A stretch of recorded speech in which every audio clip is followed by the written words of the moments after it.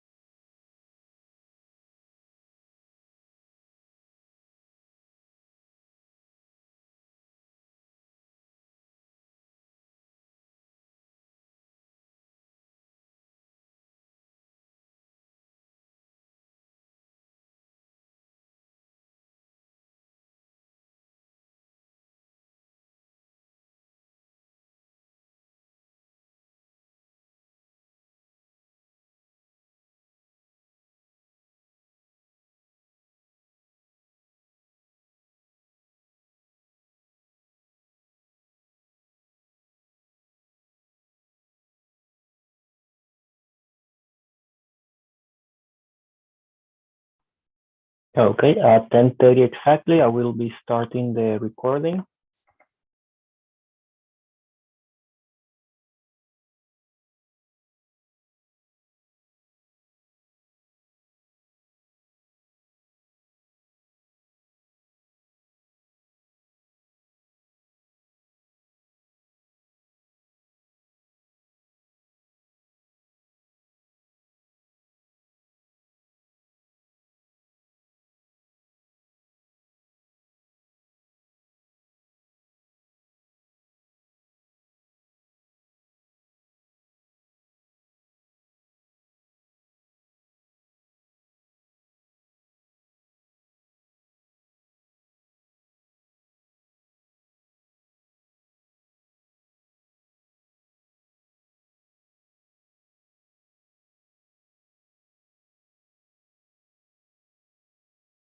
Okay, we distributed the YouTube, so we'll be ready to go in a minute.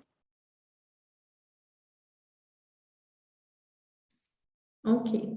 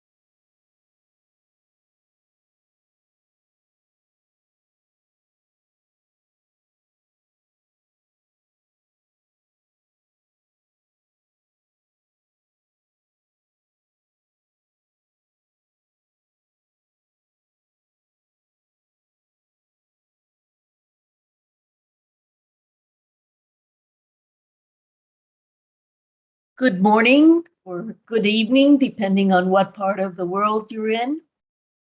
I am Maria Mercedes Larrondo Petri, Executive Director of the Latin American and Caribbean Consortium of Engineering Institutions, LACSE, and I'm very pleased to have with us a new collaborator and partner with LACSE, the ACEEU, and they are the Accreditation Council for Entrepreneurial and Engaged Universities. It was very important for LACSE to try to see what we could offer our members on how to reinvent themselves post-pandemic. And we see very clearly that the universities have to provide entrepreneurial experiences and mindsets and also be engaged socially.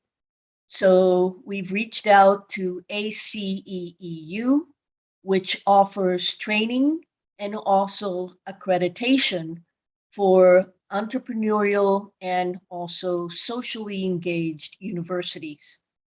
Today's workshop is offered for free due to this new partnership. The name of the workshop is Entrepreneurial Accreditation, New Standards in Quality Assurance. We're very pleased to have with us Professor Dr.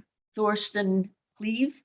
He is the ACEEU president, and Professor Thorsten Cleve is an international expert on the topics of entrepreneurial and engaged universities, collaborative innovation, and change management in higher education institutions. He is chair of the Accreditation Council for Entrepreneurial and Engaged Universities, ACEEU. He's full professor for innovation management and business development at Münster University of Applied Science in Germany. And he's managing director of Science Business Marketing Research Center at the university.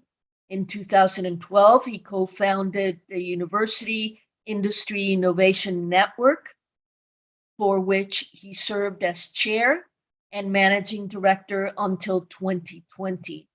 Across his different functions, Professor Cleve leads more than 40 academic and professionals who drive entrepreneurial and engaged universities. And I'm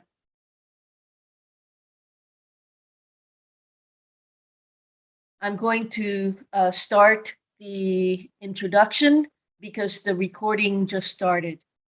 I'm very pleased to announce a new partnership with the Accreditation Council for Entrepreneurial and Engaged University.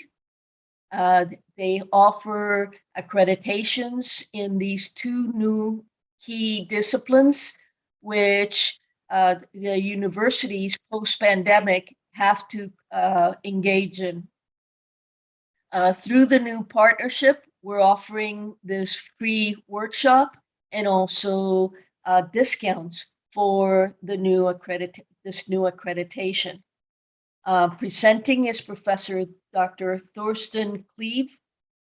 He is an international expert on the topics of entrepreneurial and engaged universities, collaborative innovation, and change management in higher education institutions. He is the chair of the Accreditation Council for Entrepreneurial and Engaged Universities. He's full professor for innovation management and business development at Münster University of Applied Sciences in Germany, and managing director of Science to Business Marketing Research Center at the university. In 2012, he co-founded the University Industry Innovation Network, for which he served as chair and managing director until 2020. Across his different functions, Professor Cleve leads more than 40 academics and professionals who drive entrepreneurial and engage university development through research, practice, and quality assurance. Also joining and presenting is Flavia Colus. She is the accreditation coordinator for ACEU. She has a master's degree in research and innovation in higher education by Tampere University and Danube University Krems, completed with a full Erasmus Mundus scholarship. She also has a Master's of Science and Technology degree of policy degree by the University of Campinas in Brazil.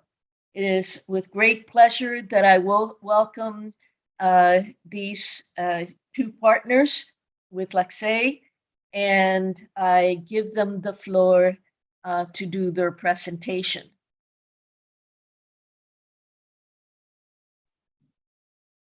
Perfect. Thank you very much, Maria, for the nice and welcoming words. I'd like to personally thank you very much for doing all the organization around this event. And Roberto and you have done a fantastic job, and we are so thrilled that this entire event is happening now, not only our workshop, but the event is packed with lots of interesting sessions that we are very happy to attend. And we're also very happy that we are kicking off this event now with this workshop, in which we like to provide a little bit more information on our accreditation. And as you just mentioned, I mean, through the crisis, the topics of entrepreneurship and engagement, they have been elevated. But we see already for a much longer time that there is this need of universities to advance. So we're actually in this way, we're very happy that this conference comes at a very perfect time to speak about it. I will now share my screen with you, which you can hopefully now see. Yes, we can see it. Perfect. Thank you very much. So Entrepreneurship Accreditation, New Standards in Quality Assurance is the title, because for us, it is very important to drive the topic into the management, into the leadership, into the core of an institution. And that has a lot to do with quality assurance.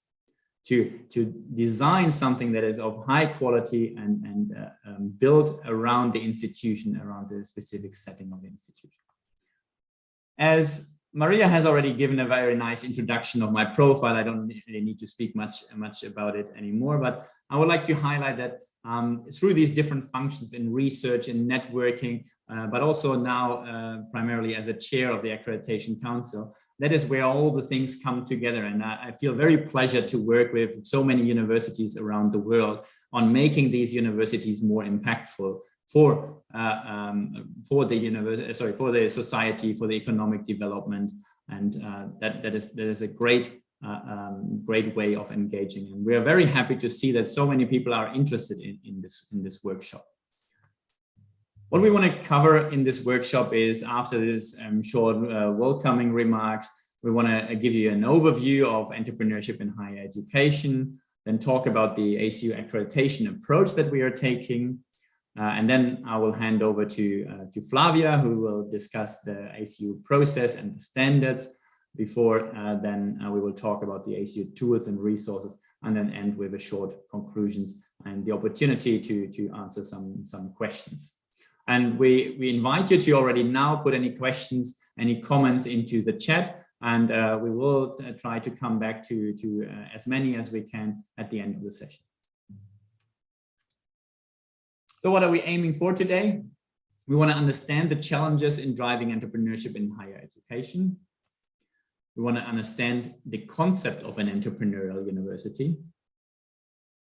And we want to get to know and also get a little bit into applying these tools for entrepreneurial university development. So it aims to deliver some knowledge, but also some insights for how tools can be used for university advancement.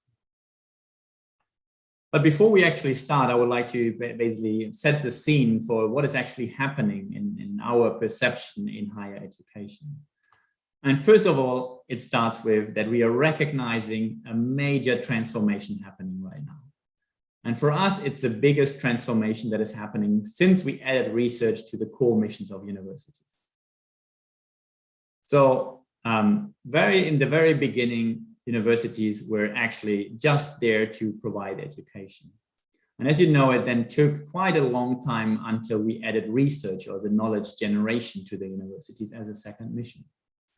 And now what we call the third mission is this entrepreneurship, engagement, outreach, vinculation, translation, no matter how you call it in your country, everything that is kind of externally facing and that is around making more direct impact to society and to the economy.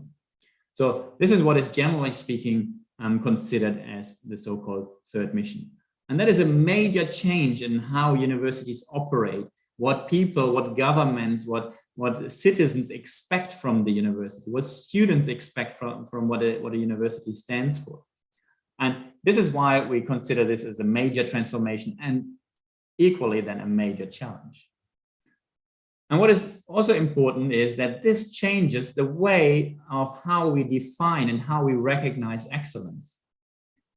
Where it was beforehand only about the program accreditations and maybe the university research rankings, we are now facing a time where actually the impact to society takes center stage, and where we develop new indicators and new understanding of what it actually means to be an excellent higher education institution. And that means that we're not just counting the papers and the impact factors and take this as a basis, but we are trying to measure this impact that we make through the third mission. And connected to this, it's our true belief that those who will put more emphasis on this third mission, they will be the flagship universities in 10 years. What I mean by this is that those institutions who go the extra mile and then translate the knowledge that has been generated in the university and to prepare also students and academic staff to make more direct impacts, that these will be recognized as excellent. So at the moment, we are recognizing as excellent who is number 1, 2, 3, 4, 5 until a certain number in the university rankings.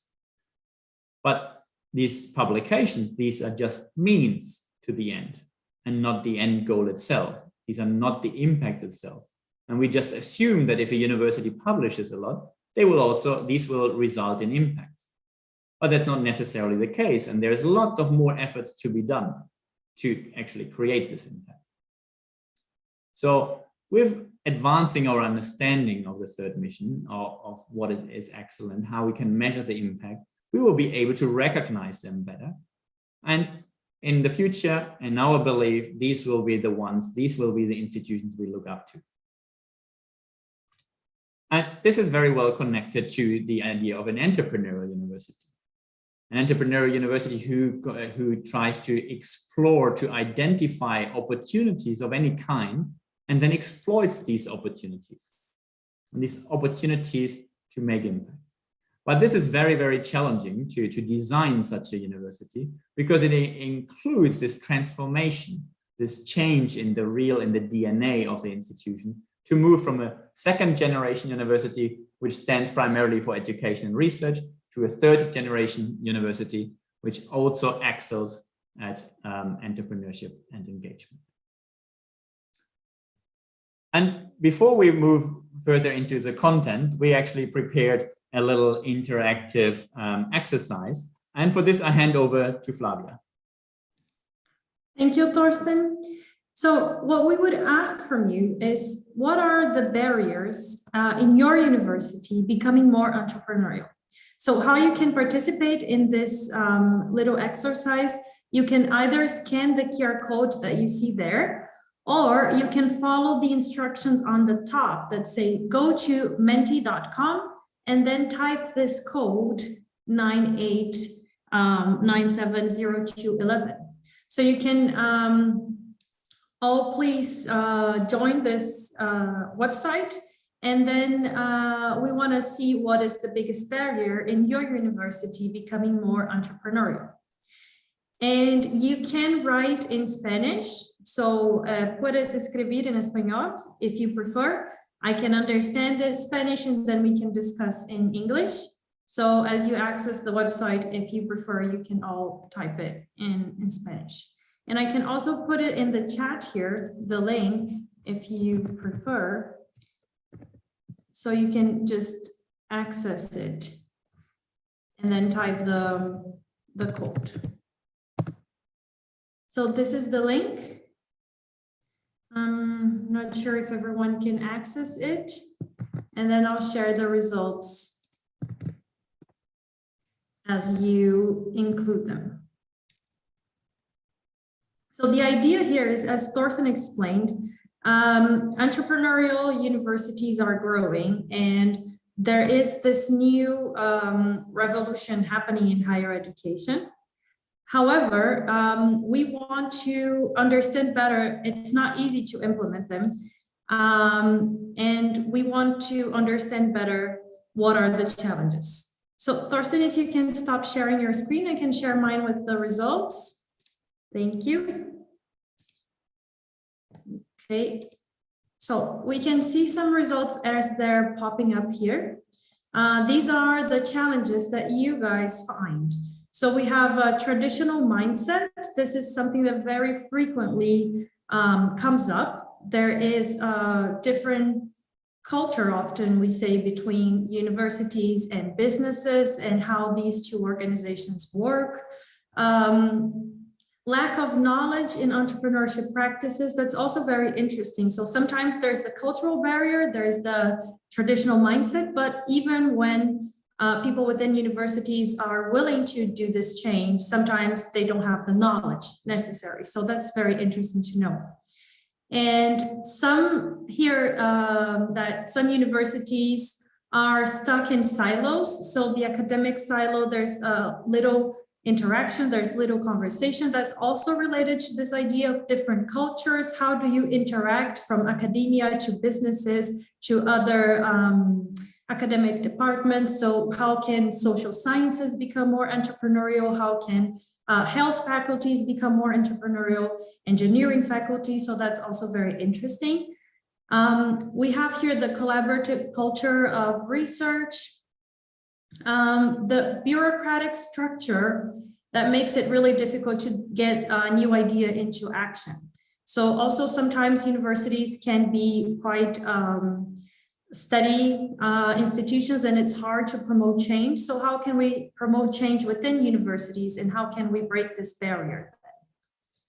And finally, here we have again the lack of experience, the lack of training. So sometimes even when there is the willingness, there is not the experience or the training to do this. And here we have another response that just came up, that in their university, they're working very hard to education with innovation, and that the barrier for the innovation is changing the culture within the people. So this is what we were discussing as well. And to promote more interaction between students and companies and put the knowledge in practice. So a lot of things come up here, but I see some repetition between the culture, the difference culture within academia and businesses, and also the lack of skills and knowledge to actually implement this change. Thorsten, do you want to comment on anything we're seeing here? Then maybe some other answers come up meanwhile. I think Flavia, you summarized it very well. I also see the mindset and the training which is missing, and that's what we also see in many universities we are working with. And that's why it is such a challenge, right? Because it is very easy to put up a new structure, to put up a new technology transfer office.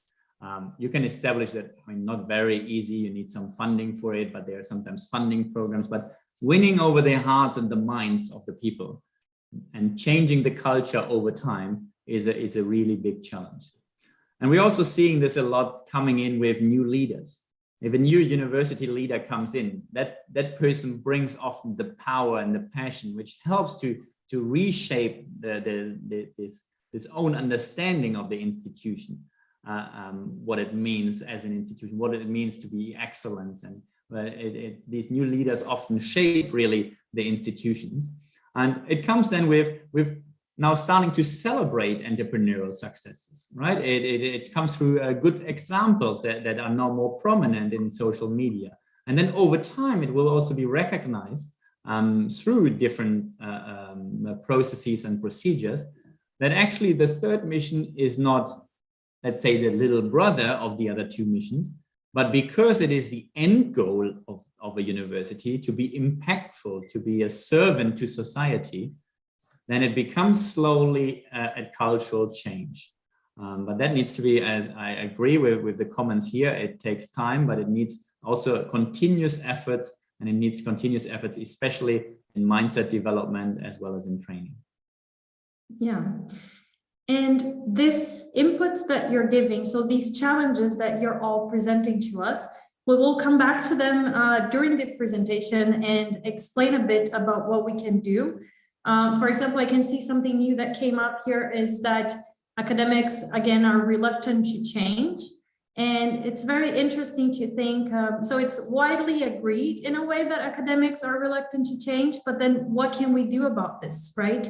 How can we promote this change? And we're going to talk a bit later during our presentation about our accreditation services, and we have some tools for that. So how to promote incentives, rewards that can foster this cultural development.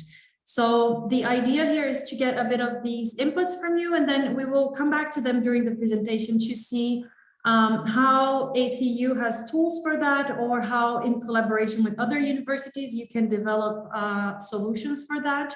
But I think this is a very good input. I would like to thank everyone for participating, and maybe let's go back to the flow of the presentation because we don't have that much time, and then we can discuss these responses in a bit. So I will just hand it out to Thorsten again now, who will continue the presentation, and then I come back a bit later and we continue to discuss these inputs. But thank you again for your participation. Brilliant. Thank you, Flavia. We also would like to highlight some of the struggles that we see, especially in terms of entrepreneurship development within the universities from, let's say, more managerial perspective. So what we find is that when the institutions are even very keen to develop their profile and their entrepreneurship activity, they're missing some common grounds and some kind of frameworks they can relate to. What I mean with this is it can be so simple, let's say, to have not a common definition what actually entrepreneurship means. And this is where then academics love to discuss, you know that better than me. So we can discuss already for a year what entrepreneurship means when we go through different councils and bring academics together. And even longer, we can discuss what is the right framework to use to evaluate ourselves and to develop ourselves. And that slows down the process. But there we also see that we have the complexity of the task. So it is not just that we, as I said, for example, build up a technology transfer office to become an entrepreneurial university. No, we have so many multiple elements at different levels and involving different stakeholders that is really making a change across many different functions and across many different areas in the university. So that impacts the central services. It might be it impacts the leadership. It impacts what are the new academics that we are hiring. And when we go later through the different standards that we have, that I think outlines a little bit more how we actually addressing this and what is our framework for this complexity and how to do it. Then we see that there are lots of general models existing, especially highlighted through academic papers, but there are hardly any tools for strategic management. And that's why it was important for us to not just develop our own, let's say, standards and then say, good luck in fulfilling the standards, but we are also offering different development opportunities, such as training, such as a toolkit, which we will outline a little bit later. Because we need to make it managerial, we need to make it, we need to enable, we need to empower leaders and academics to actually make this change, which is so difficult. And then we have models that are often, or tools that are often not flexible. They predefine the profile of an institution. And what I mean by this is, we cannot just say, this is the entrepreneurial university we should all be, right? Because all our institutions are embedded in different environments, and whereby one institution is much more local, maybe much more technology oriented, maybe in a more low income country. Then we have another institution in another country with very, very different characteristics. And we should just not make them all the same, but we should actually celebrate diversity. We should celebrate that the institutions find their own approach of utilizing entrepreneurship and engagement to create these impacts. And lastly, there is still a lack of recognition. I think we are on a good way that these universities, which are doing a great job in the third mission, are recognized for their achievements.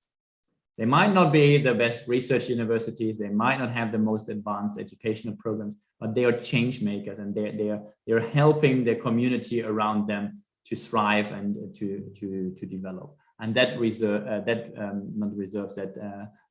should result in recognition for this great performance. So how do we actually respond to this challenge? So we meaning ACU. So we are dedicated to creating a path to excellence in entrepreneurship and in engagement, which means that we are promoting the development of entrepreneurship, but we are then also the evaluators who evaluate it through an accreditation. And what I just mentioned in terms of the recognition, we are also celebrating the successes. And that is on one hand, of course, celebrating the successes of those who are accredited, but we have also started an award series, because it's not only that you need to get accredited for it, but you can also celebrate in many, many different ways. Even as that is on social media, there are so many different ways to recognize this great performance. And this is how and why ACU was actually founded in the first place, because we believe that universities have this unique capability, but also this unique responsibility to create greater social, economic, and cultural impacts. That's what universities are for, in our opinion. And we need to strengthen that these universities can exploit this potential. And the way that these universities can exploit this potential is by becoming more entrepreneurial and more engaged. In other words, entrepreneurship and engagement are the vehicles for university to translate all the value, all the knowledge, all the people, all the passion they have in the universities to impact. And here you can see on the bottom right, you can see pictures of our council members. And we as a council, we evaluate and recognize the performance with respect to the third mission. And actually, we were quite stunned it was around about 2015 when we looked more into this topic. That time I was chairing the University Industry Innovation Network, that there was actually no approach which solely focused on third mission aspects in a quality assurance sense. And then we looked into it and said, like, okay, what could be a way for quality assurance for the third mission? In the first mission, we have accreditations for educational programs. In the second mission, we have university rankings. But what about the third mission? And looking deeper into the topic, we didn't feel comfortable to create a ranking. Because as I said before, like, we want to celebrate diversity and not try to make everyone the same or every university the same. And in a way, rankings do this because they have a quite limited set of indicators usually, and they are not reflecting really what the university is doing and how they actually create these impacts. And that's why we decided to go for a qualitative assessment in form of an accreditation. And that's what we created, and it was the first worldwide accreditation focusing solely on these aspects. We then discussed for a long time whether or not engagement and entrepreneurship should be actually one accreditation or if it should be two accreditations. And in the end, we decided to go for two different accreditations because it might be that a university is engaged, but is not entrepreneurial. And we will come back to this differentiation on a later slide again, and I will give a little bit more insights why we decided for this. But for the moment, it's just important to say there's a separation of these two accreditations, whereby one institution can also apply for both. And this accreditation is now offered on institutional and divisional level. And this has been also like a development in our council, because initially we only evaluated institutions, entire institutions, but then got more and more interest from academic units, so faculty, schools, and departments, who said, look, our entire institution might not be entrepreneurial, but we as a faculty, we are entrepreneurial. So please let us apply for this and evaluate only our faculty, like it is possible for other accreditations as well. And then we developed the divisional accreditation. This accreditation is awarded for 5 years. We have currently 38 ongoing accreditations, 8 are completed and 30 are in process. We call them all ongoing because even if you receive the accreditation, then there's of course continuous work to improve and advance the institution and make it even better, and celebrating the successes and build upon these successes.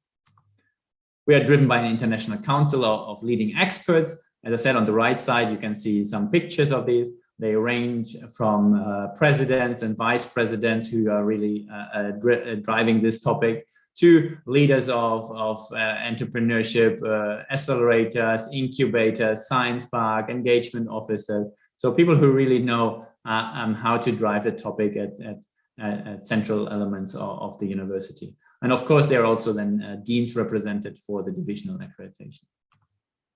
And lastly, we are headquartered now in Germany. We were founded originally in the Netherlands within the University Innovation Network. However, with the growing interest, we spun out ACU as a separate organization and we moved it to Germany. And we have our team of now 12 individuals, 12 people sitting in Germany, in Münster, in the northwest of Germany. So we also want to talk a little bit about the benefits of ACU accreditation. And the first one is actually the one which came out of our Mentimeter interaction right now. It's a promotion of cultural change within the university. And this change of peoples and of mindset is so crucial. Is so difficult, but our accreditation actually helps in this process because it creates a common goal. It creates the goal of an institution or of an academic unit to say, this is what we believe in, this is what we stand for. And on this level of the entire university or of the academic unit, we want to be recognized for this. And that changes already the mindset of the people.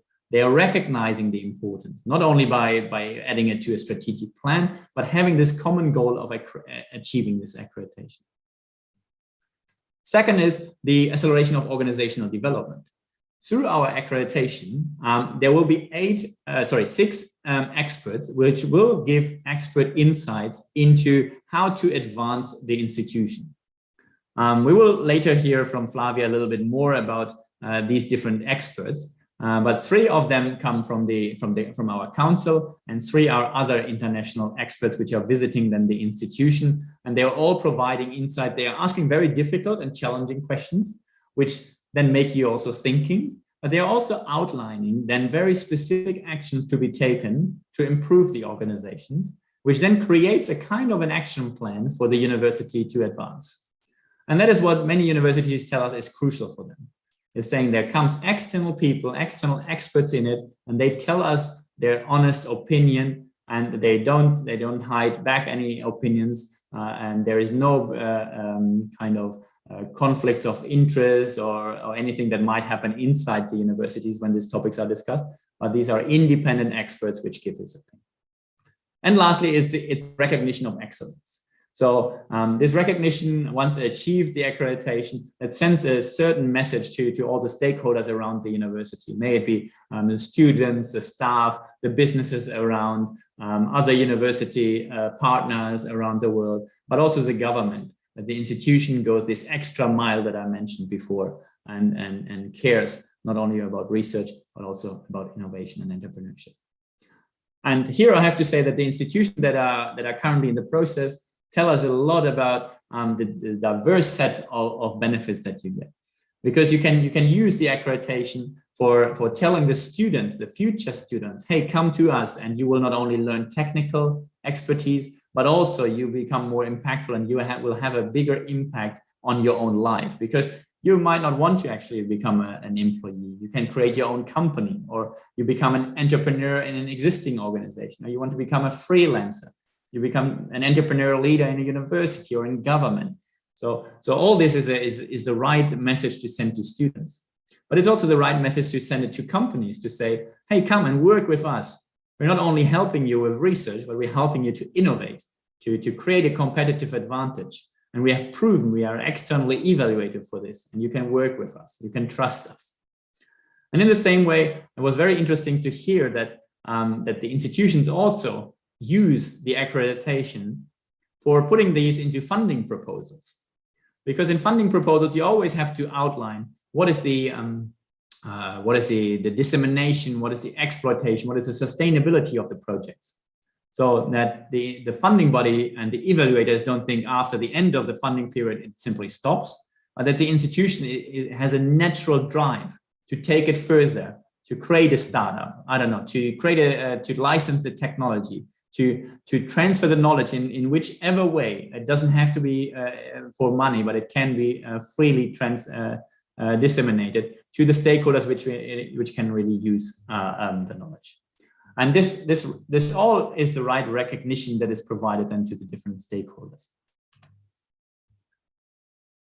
Next, I would like to briefly outline what's the difference between an entrepreneur and an engaged university and why we separate these two accreditations.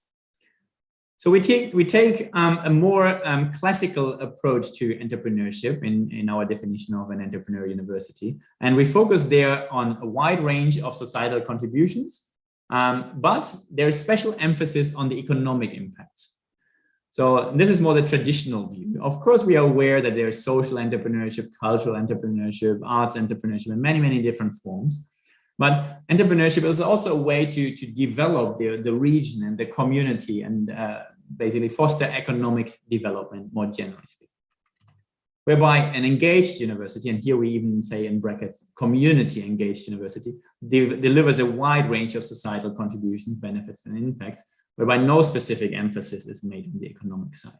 So actually you could say it's more public engagement, community engagement, civic engagement, rather than business engagement. So also in business engagement, but here we are more on the social side.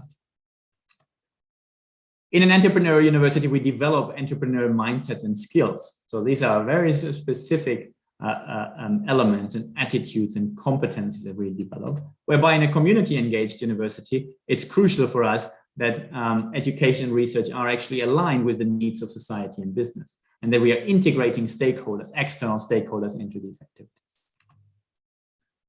In an entrepreneurial university, we expect that the research leads to certain income at some stage, and that the intellectual contributions are created with a high potential for commercialization. Whereby in an engaged university, this income or this receiving something back, let's say, is actually not so important, but it's more about the collaboration. And it might be mutually beneficial, but not necessarily money has to flow for the activity. So for example, in a community engaged university, academics might simply apply their knowledge and give this knowledge to hospitals and help them to develop new practices and new procedures. That doesn't have to result in income, doesn't have to be commercialized, and you don't need to necessarily have entrepreneurial skills for this. And this is also evident a little bit in the capacity that is developed in people and in the organization, where an entrepreneurial university actually strives to innovate, to develop new knowledge, to do cutting edge, to develop cutting edge technology, new products, new services, whereby in this community engaged university, there it is much more about this collaboration with externals, and it doesn't have to be new products, but as I said, for example, as I said in the example of the academics helping the hospital, it can be a purely application of the knowledge that exists already for these hospitals. To highlight again a little bit the different accreditation levels, we have institutional accreditation and divisional accreditation, as I mentioned before. One is for entire universities, and the other one is for single academic units, which means faculties, schools, and departments.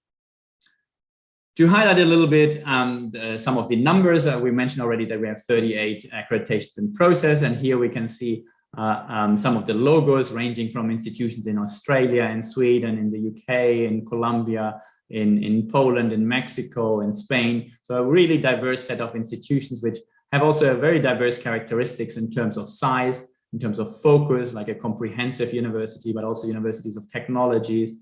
And this was very important for us to evaluate when we did the piloting, that our accreditation framework actually works in all these different circumstances. And overall, we are covering at the moment 14 different countries. The accreditation is then used in very different settings. Here are a couple of examples, for example, some videos that are created by the universities, but also a one-page advertisement in the Times in Colombia. And the third example is where I give a speech to more than 1,000 graduates of a university in Malaysia, where they wanted to showcase their graduates, like from which kind of institution they are graduating, and that they should celebrate and that they should utilize all this entrepreneurship education that they receive in their future life. And lastly, I would like to focus a little bit on sharing for whom actually our accreditation is and for whom it might not be. And here I like to use the picture of a container ship as well as a speedboat. And the container ship is maybe the public institution, the large institution, the ones with a long history, whereby the speedboats are more the private institution, the smaller institutions or the young institutions. And if we are looking at, for example, companies, maybe Volkswagen would be such a big company with a long tradition and a long history, lots of employees, and Tesla might actually be this more smaller organization, much more dynamic and certainly younger. But what is important is it doesn't really matter what is the ownership, what is the size and the age. It matters only if the institution wants to seriously go beyond the academic impacts. And we are seeing the same in the automobile industry. I mean, Tesla certainly is recognized for the electric cars, but also Volkswagen as a very big company has said, we are now putting all our cars on electric cars and we are pushing them into the market now. And there is creating a certain profile and a certain ambition to become the world's biggest electric vehicle producer as well. So it doesn't really matter what your characteristics are of the institution. It really matters only if you want to invest in it. And to give you an example of a ranking, for example, is here the Times Higher Education Impact Ranking. And it is quite interesting that the results of the impact ranking, which we can consider a third mission ranking, are vastly different to the results of the classical research rankings or the World University rankings. As you can see here, we can see that number 76 is MIT. MIT in all other rankings is always in the first 5. I think mostly even in the top 3. But if we consider that we are changing the basis for the evaluation, the results might be very different. And this is happening here. And what that also means is this new community of excellence, this new understanding of excellence that is created by this. And it means that the members of this community might be surprising. These are the newcomers, these are the hidden champions, and are not necessarily the known ones. To give a more positive example, let's say, RMIT University in Australia is only number 23 out of 37 universities in Australia, but they're number 2 globally in the impact ranking.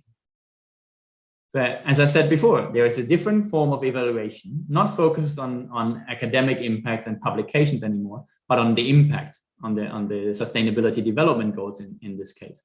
And they're number 2 globally, whereby they are only an average university or even a below average university in the other rankings, in the national ranking.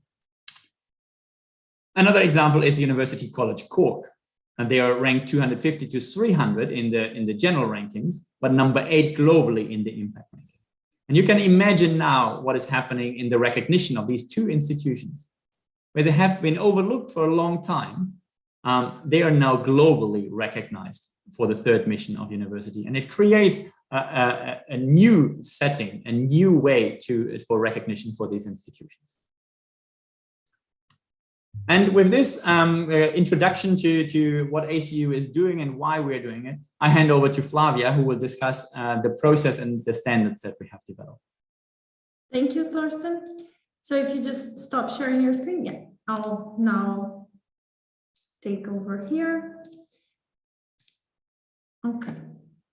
So now that Thorsten explained why we created this accreditation and what this accreditation is about, I will go over the process of getting the accreditation.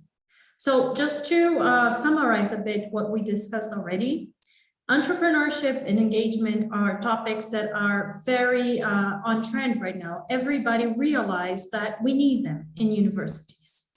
However, we also realize that it's not so easy to implement them. And we have multiple barriers, such as the ones you mentioned and the ones that we mentioned, like a lack of framework and all of that. For that reason, we created Acu Accreditation to be a path towards excellence in entrepreneurship and engagement. So this process leads to a certificate, to a recognition, to an award, but it also is a learning journey. So our accreditation is meant to recognize quality in entrepreneurship and engagement. It's meant to highlight the institutions that are doing well in entrepreneurship and engagement. And it's also meant to help institutions be better. So we have a process and tools that help institutions throughout the process. So the institution also learns and improves while going through the accreditation. And this can result, as Thorsten said, in universities that do not get recognized by traditional rankings, getting recognized by their efforts in community engagement and entrepreneurship. And it can also result in more traditional universities that are already recognized by these traditional rankings being able to position themselves as forwarding this change. So even bigger traditional well-known institutions can now say, we are also looking at entrepreneurship and engagement. We are not stuck in the past, and we are also moving forward, and we are also leading the change. So this process is good for both types of institutions, for those that need to showcase what they do good, and for those that already have recognition but want to show that they're also on top of the new developments in higher education. So now moving on to how to get accredited. The accreditation process is actually quite simple. We try to simplify it. We don't want institutions to waste time understanding the process itself, right? So everything starts with an application, a short document up to 5 pages, just outlining the main characteristics of your institution, outlining how autonomous you are. So just letting us know that you can make changes in your institution if we recommend that. And then shortly outlining your efforts in entrepreneurship and engagement. This short eligibility is just meant for us to separate the institutions that are serious about entrepreneurship and engagement and those who really do not have the basic structure. So this is just a preliminary, very simple analysis.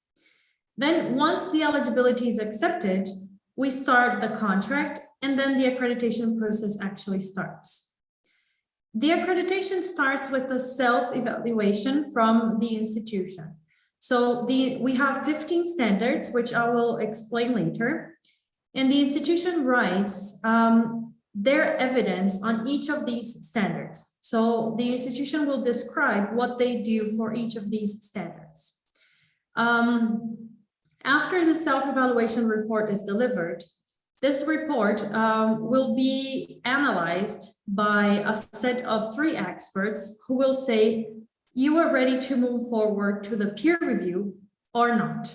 So there's first evaluation here, 3 experts saying, go forward with the accreditation process or do not go forward.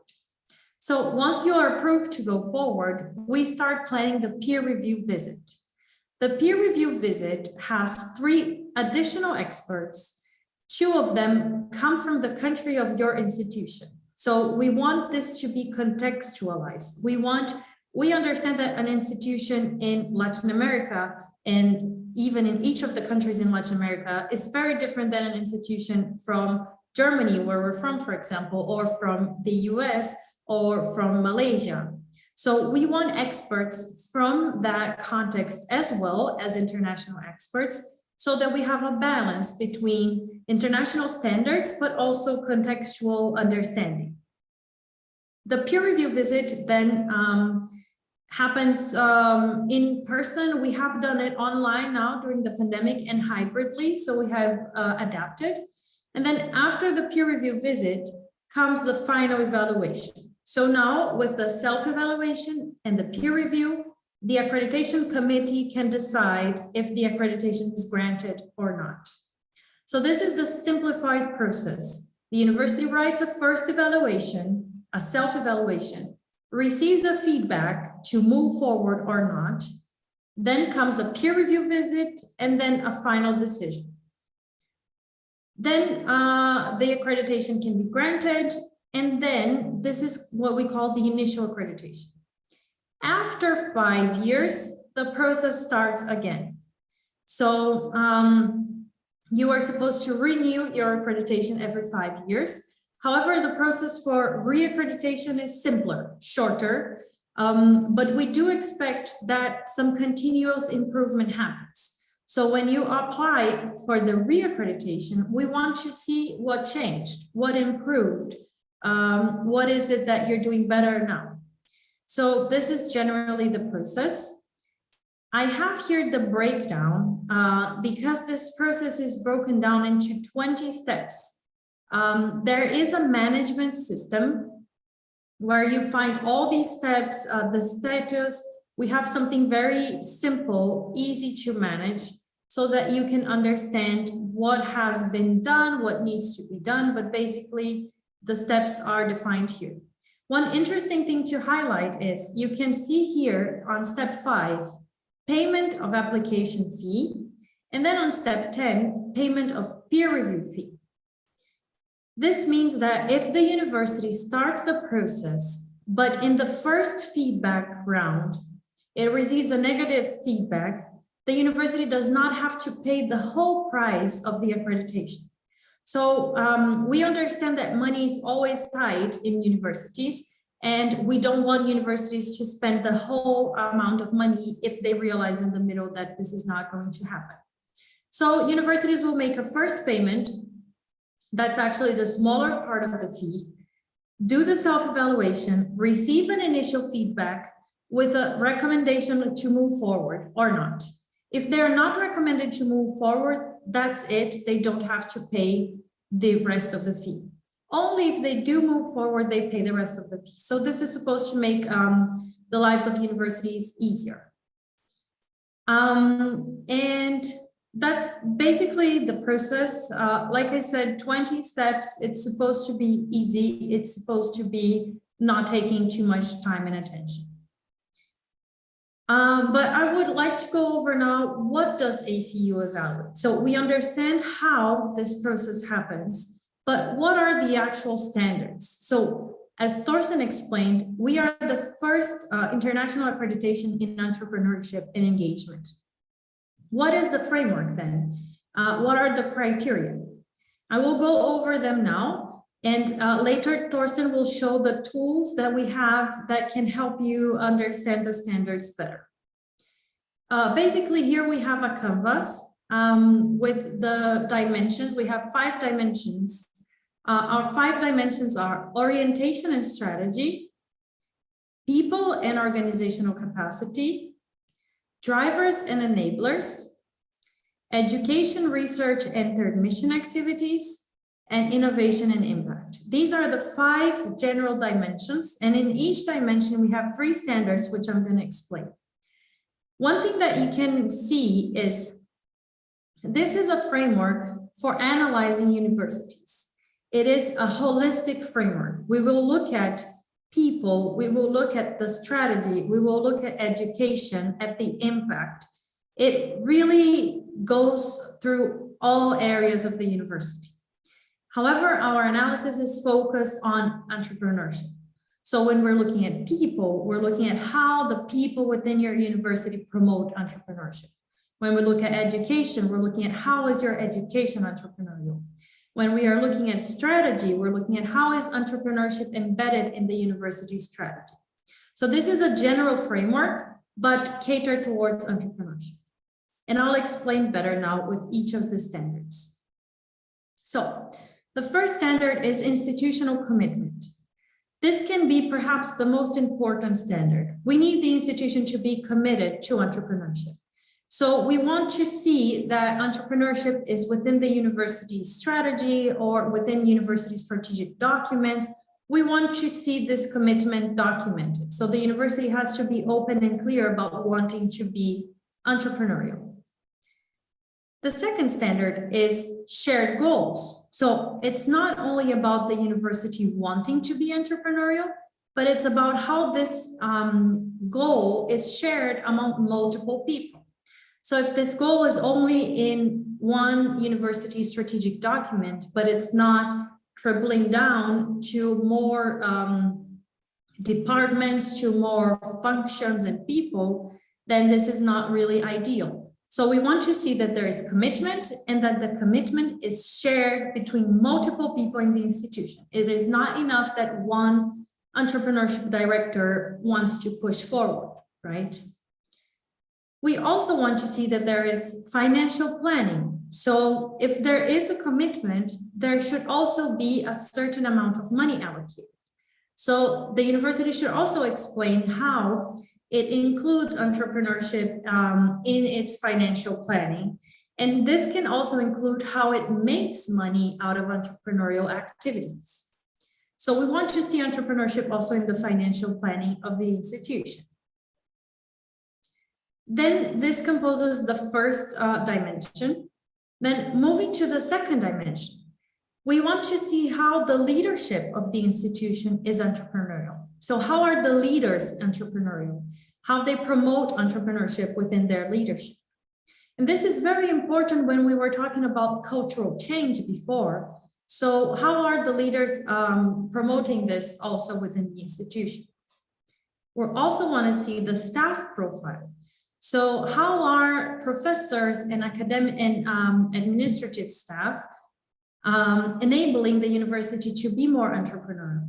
Is the university hiring people with entrepreneurship skills, or is the university training its staff to entrepreneurship skills? So we also saw in our Mentimeter exercise that sometimes people just lack the skills. How is the university giving them those skills?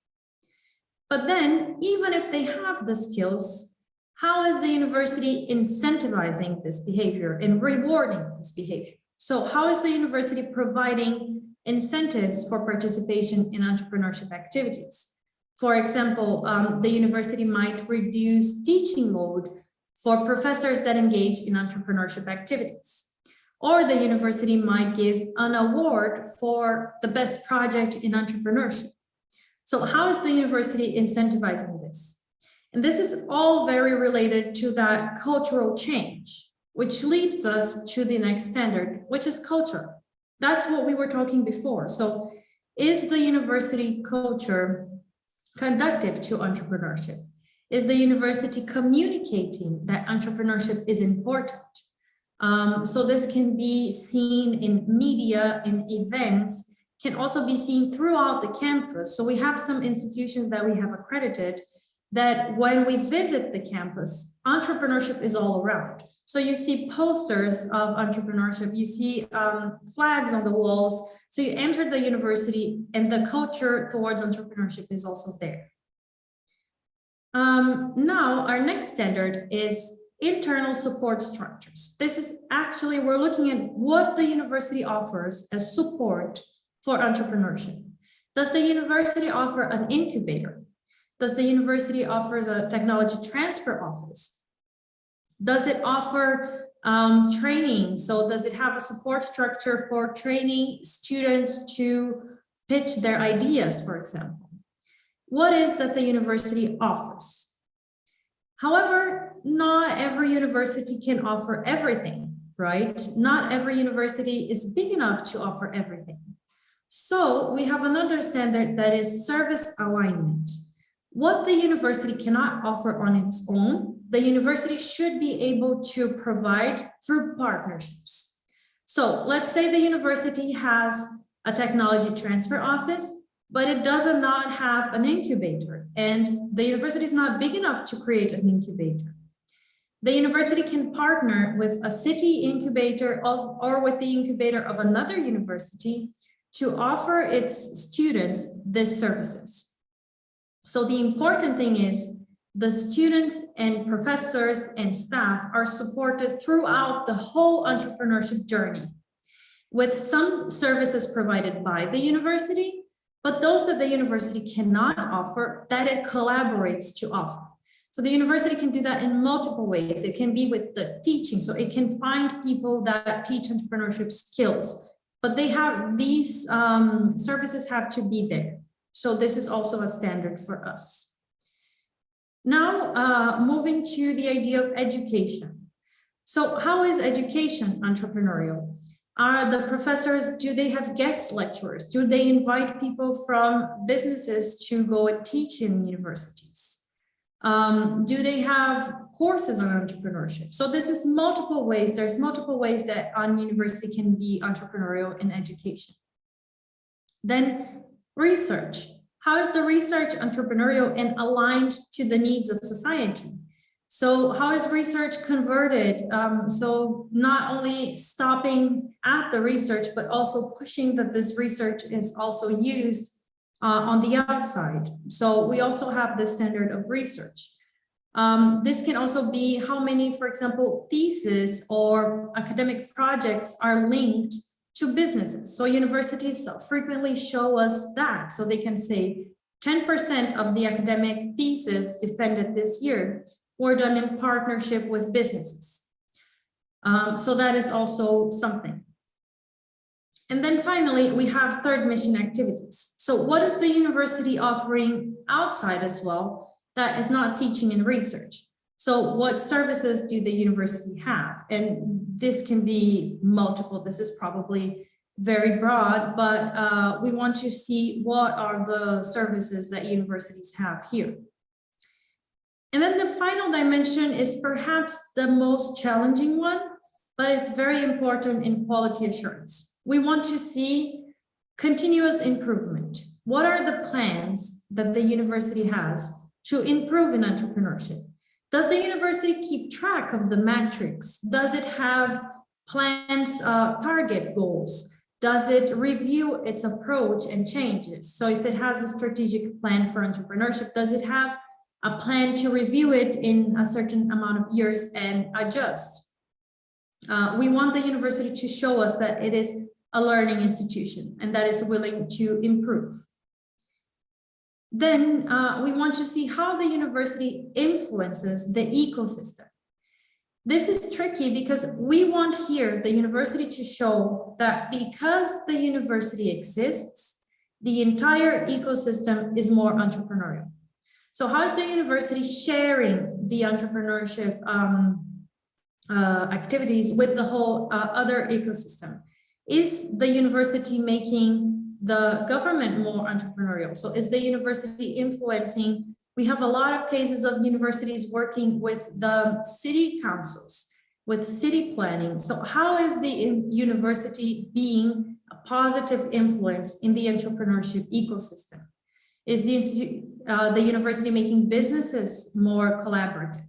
So that's what we want to see here. And then finally, we have impact. So what is the actual impact that the institution can be accounted for? And then impact is hard to measure. It can be multiple, but we want to see, does the university have a number of startups that have created per year? Does the university have the income that it has generated? Does it have, so everything comes down here to the impact. What is the actual impact? How do we measure this impact? So here it comes down to measuring.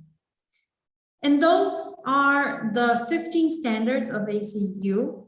And as I said in the beginning, they are very comprehensive.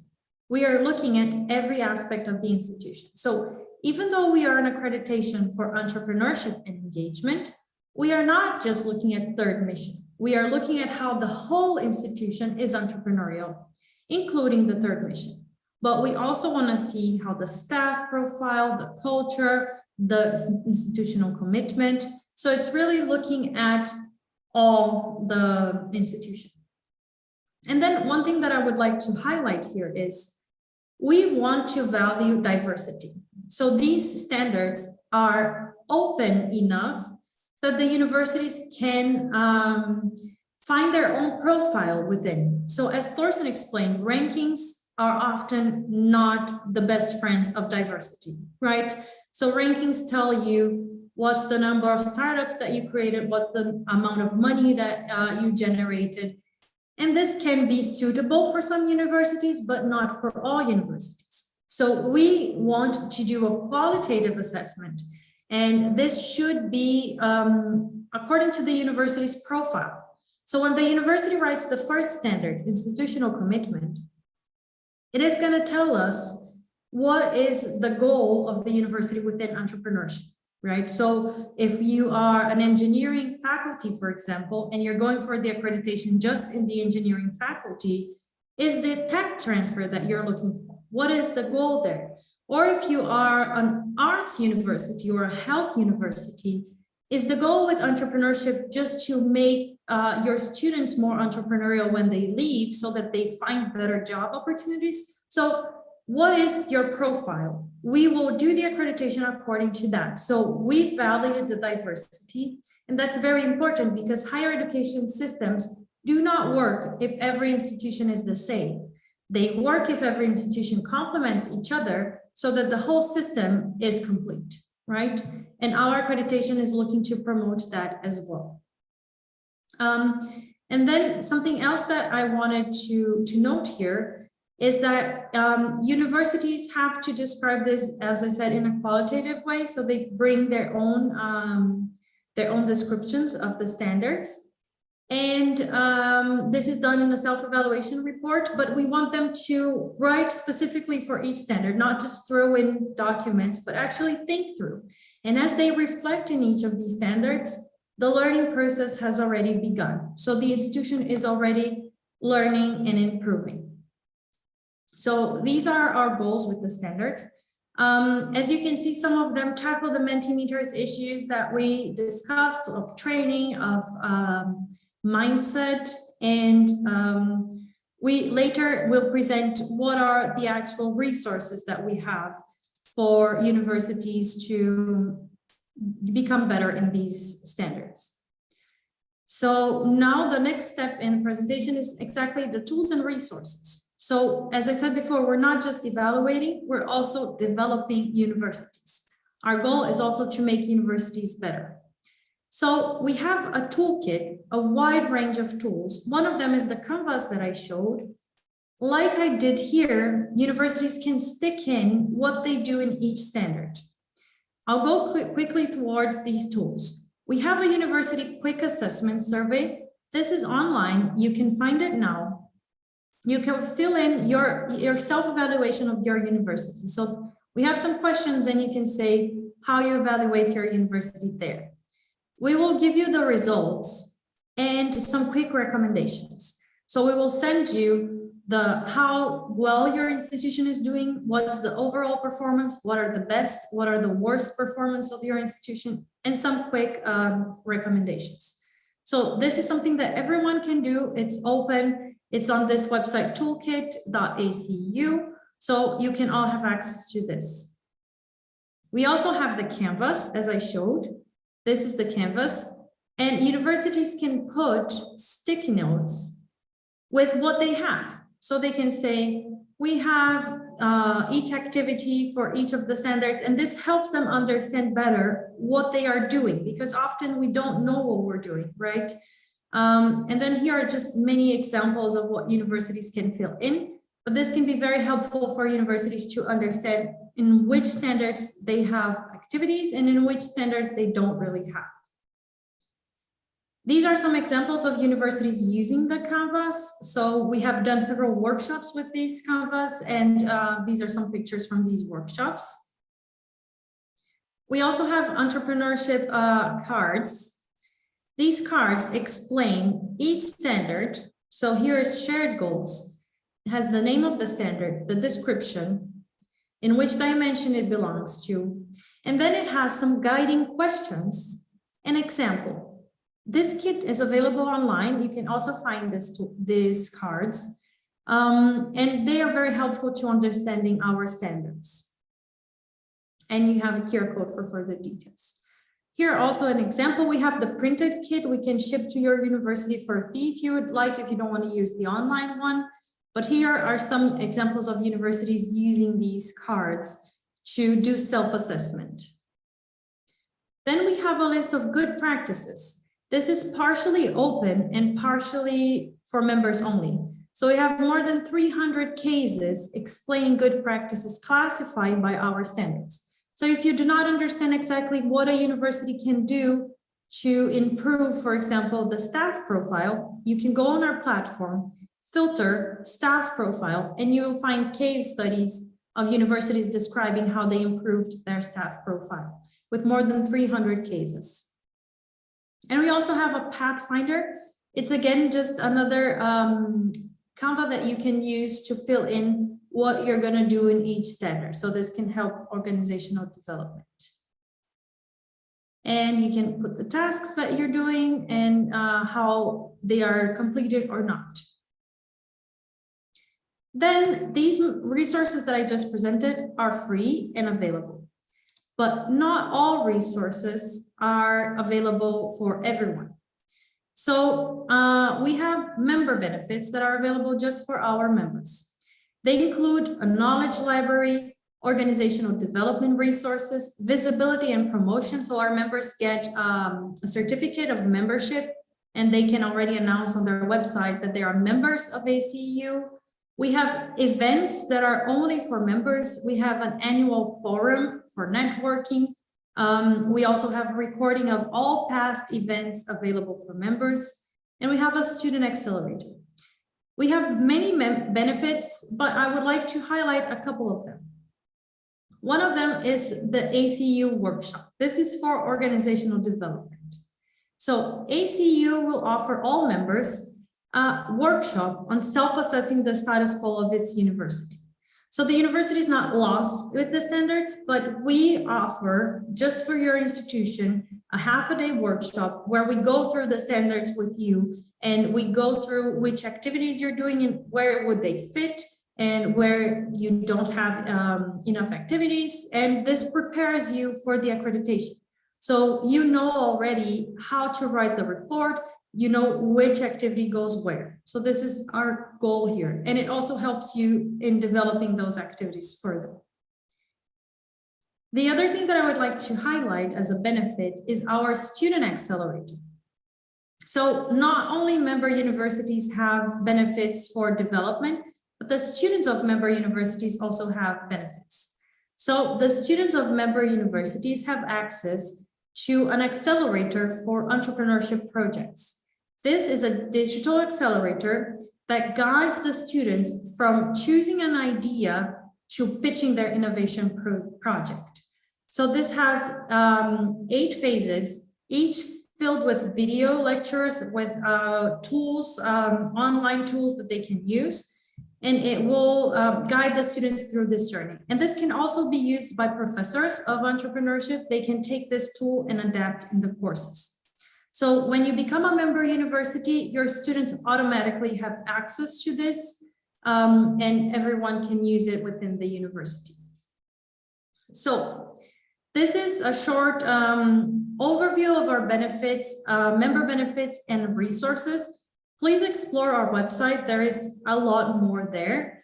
I will now hand it back to Thorsten and he will do our final summary and also start answering your questions. Okay, thanks a lot, Flavia. Let me share my screen.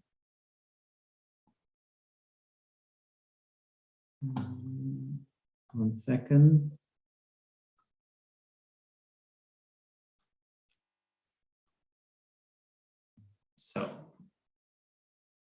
Okay, so just to wrap up a little bit and to summarize all the information that you have heard in the more or less last hour. What ACU is all about is entrepreneurship and engagement, which we consider as the vehicles of the third mission of universities. And what we are doing is we want to go beyond academic impacts, and what we are focusing on is a different perspective on what excellence means in higher education, and there more specifically focus on how universities can make more direct societal impacts. Universities can select between a single or dual accreditation, meaning that it's either entrepreneurship or engagement accreditation or both. All this accreditation is guided by a clearly defined 20-step process. And entire universities can be accredited through this process, or it can be single academic units, such as schools, faculties, and departments. And this is the institutional versus the divisional accreditation we talked about before. Overall, we see it as our mission of creating an international community of these kind of change maker universities. And no matter if you consider yourself a container ship, a speedboat, or whatever it might be, if you really seriously want to go beyond the academic impacts and become a third generation university, then our community and our accreditation might be the right way for you to go. After this webinar, we would just want to outline a couple of potential next steps for you. As Flavia just mentioned, please explore our website, please explore the accreditation documents that are provided, which go into more details compared to what we were able to present to you today, and explore also the free tools that we have available. Even if you don't feel ready yet for going for our accreditation, consider to become a member of our community. And by this, exchange the views with other members, get immersed into this community of universities who really want to drive and really want to make a change. And thirdly, we're starting next year with a peer review training program in collaboration with LASSE.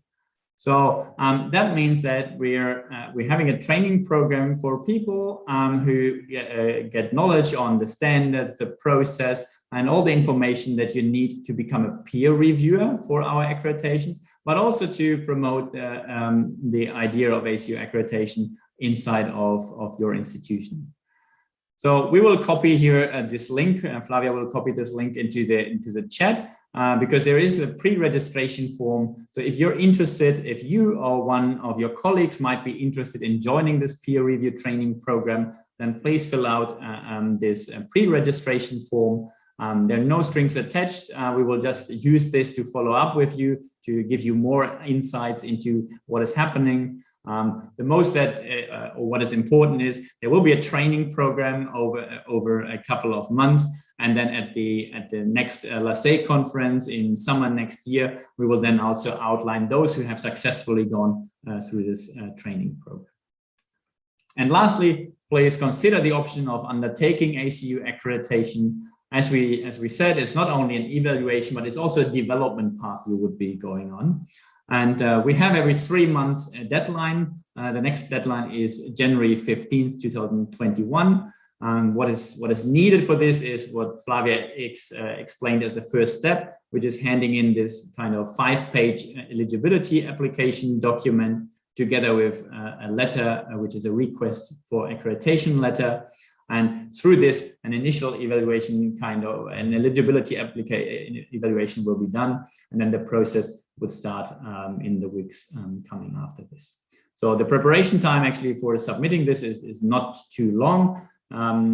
So we encourage you to contact us if you're interested in the next weeks, and we can provide you with more information through other means. And these other means could, for example, also be that you can set up an individual meeting with us. We have a form on our website, which enables you to book a meeting directly. But also, please just feel free to write us an email. We can post our email addresses here in the chat, and Flavia has already put our LinkedIn in profiles. So please connect, and if you're interested in promoting the topic, that we can exchange a little bit more. We are very happy to learn more about what your institution is doing at the moment to provide all the guidance that is needed for getting recognition for the third mission of universities. And with this, I say a big thank you to all of you for joining in today for this little workshop or information seminar. And we would be very happy to answer any questions that you might have.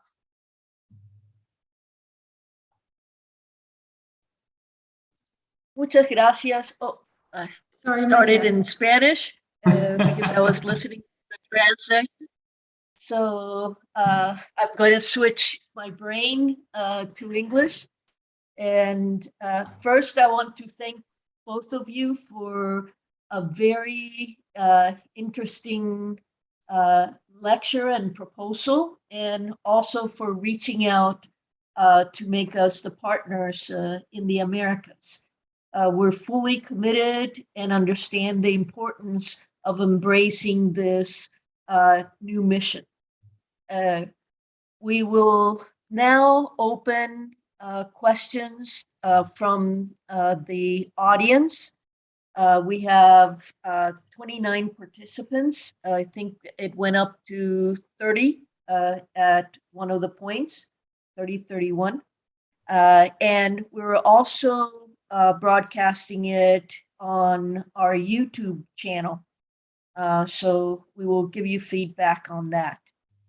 So please either raise your hand so that the host can give you the floor for the question, raising a question, or put it in the chat so that we can take your questions.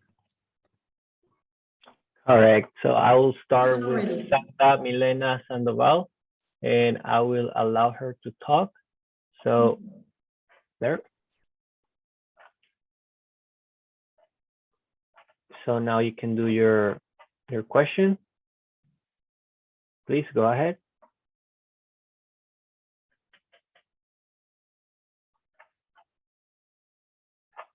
You can do it in Spanish or English or Portuguese.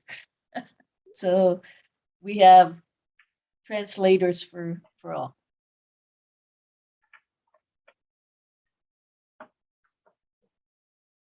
I believe there are also some questions under the Q&A. So, yes, I question on the Q&A that I can answer if Sanda is having some issues. Is that okay? Well, one is the first one under the Q&A. Can we have access to the presentation? Some anonymous attendee. Of course, I can send it to Maria, and the organizers can share everything. Mm-hmm. Yes. And then there was one question, Guido Caicedo, if he wants to say the question live, I can allow you to talk. Let's say Guido Caicedo, here he is, allowed to talk, and hopefully he can let us know his question. Hi, do you hear me? Yes. Yes. Hi everyone. Just a small question. You were talking about the student acceleration service for universities that are members of the program. Does that include also things like coaching, mentorship? Is it a full program, or is just digital resources for the students and professors to use? And if it is a full program, does it have an extra cost, or is included in the everything included in the membership? Can you see the website here? I was able to see it, not right now, but a few seconds ago, you were displaying the website. Okay. Can you see now? I want to show you just. Yes. Okay. Now I see it. So we don't have a mentorship program specifically, but this is how the website works. If you go here, for example, on phase 1 scoping, you have the learning objectives and you have the tool. And for each tool, we have videos. And these videos explain exactly how to use the tool. And then we have the tools available here on Mural that students can use. So this is, for example, innovation space generator, and students can come and put the post-its on. So this is how the accelerator works for students. There is no mentorship, live mentorship. It's only the videos, but the videos have comprehensive explanation of the tools. And the idea is that students work in teams, because innovation projects hardly ever happen with only one person, and that they can collaborate here. So no mentorship, but this is the support online.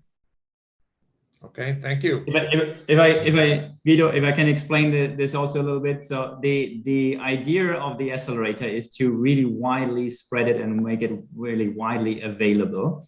And what we recognized is that often the institutions would like to utilize these resources as a structure or as a framework for their entrepreneurship classes. And then the guidance is offered either by the educators themselves, or partly even then by externals such as entrepreneurs in residence, or people from the entrepreneurship or technology transfer centers. Because it is a membership benefit, and we cannot provide, let's say, mentoring for all the different student teams at no cost. That's why the offer itself is basically the structure and the framework and the learning videos and the mural boards, whereby if there is a specific request, for example, and if it's interesting to you to have external mentors, then this is certainly something to discuss, but that would be not a part of the membership benefit and would have to be agreed separately on it. But it would be interesting to hear if that could be of interest for your organization.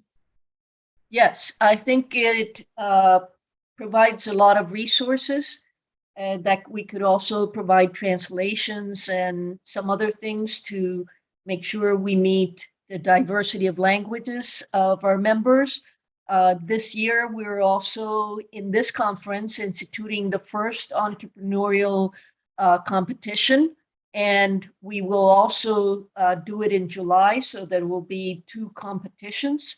And that could be a source of getting the mentorship by entering the competition and placing in the competition. We have a lot of partners with incubators, and I think there are 20 incubators or more that are participating in this conference. And we hope to establish linkages between the incubators, ACEU, Lexay, in order to do something of the mentorship as a step up as they complete this process.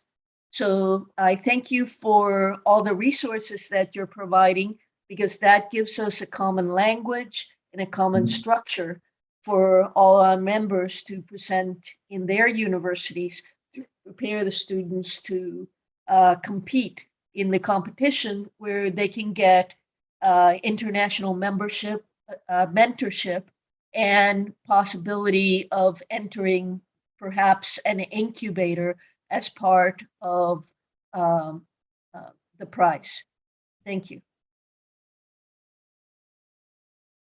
Okay, with that, if there are no more questions, I don't see any more questions. I believe Sandra Milena, she raised her hand, and I will just allow her to talk. And there she is, and it stopped again. Okay, strange. Okay, while she's connecting, Nope. oh, she's connecting now.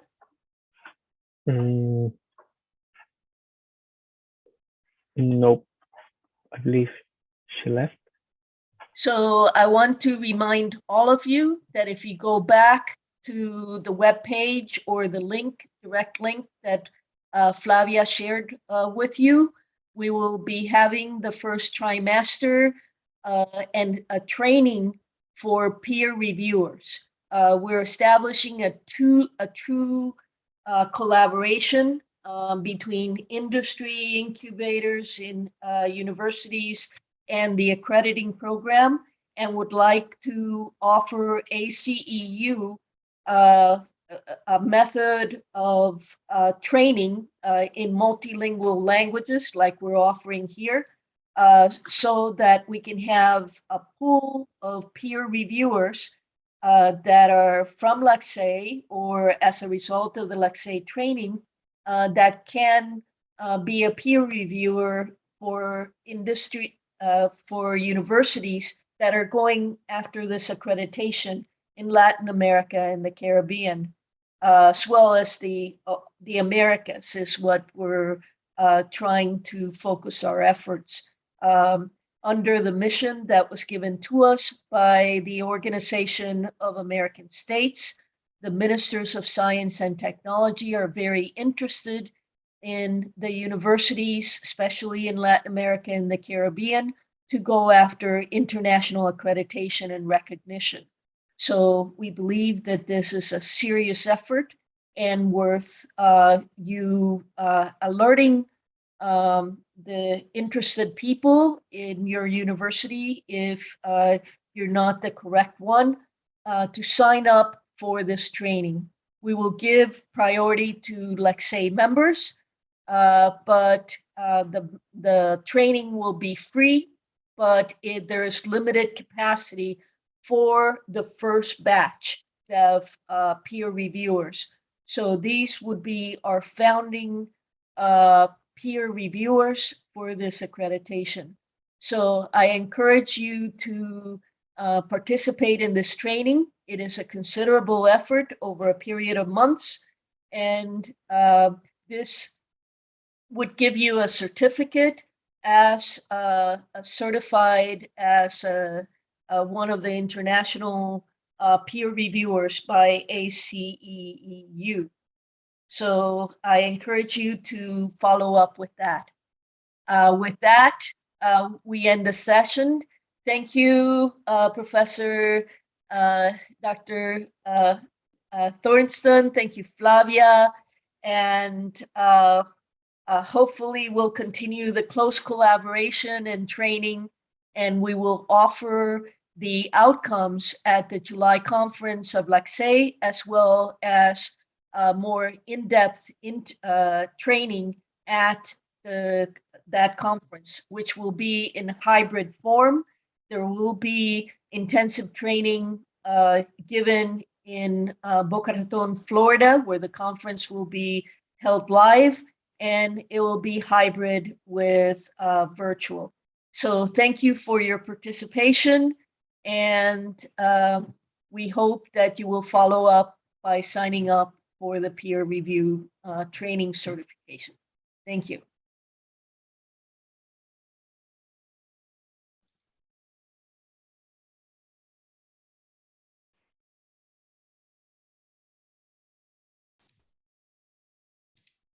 Oh, the next, sorry, I'm having interruptions.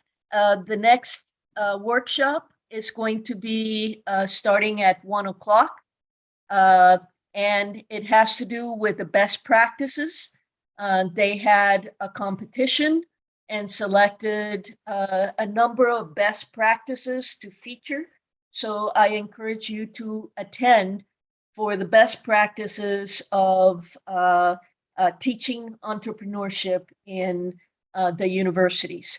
That is also a free workshop given as a pre-conference workshop for the first LACSE conference in entrepreneurship and innovation. We thank Dr. Roberto Loran and the ad hoc standing committee on entrepreneurship on this superb effort of training and the conference. If you're interested in the conference, you can still register. We have a full program with incubators and academic papers and experiences, as well as a student competition. So you can see the finalists present. Thank you very much.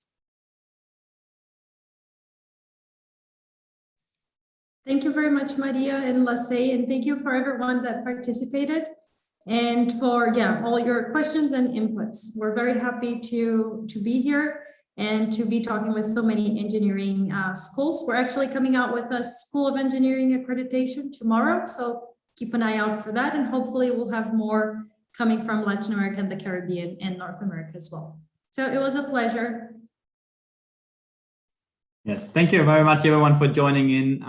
We wish you a great conference. We're looking forward to more engaging more over in the next sessions. And take care, everyone. We hope to hear from you guys soon. Thank you all.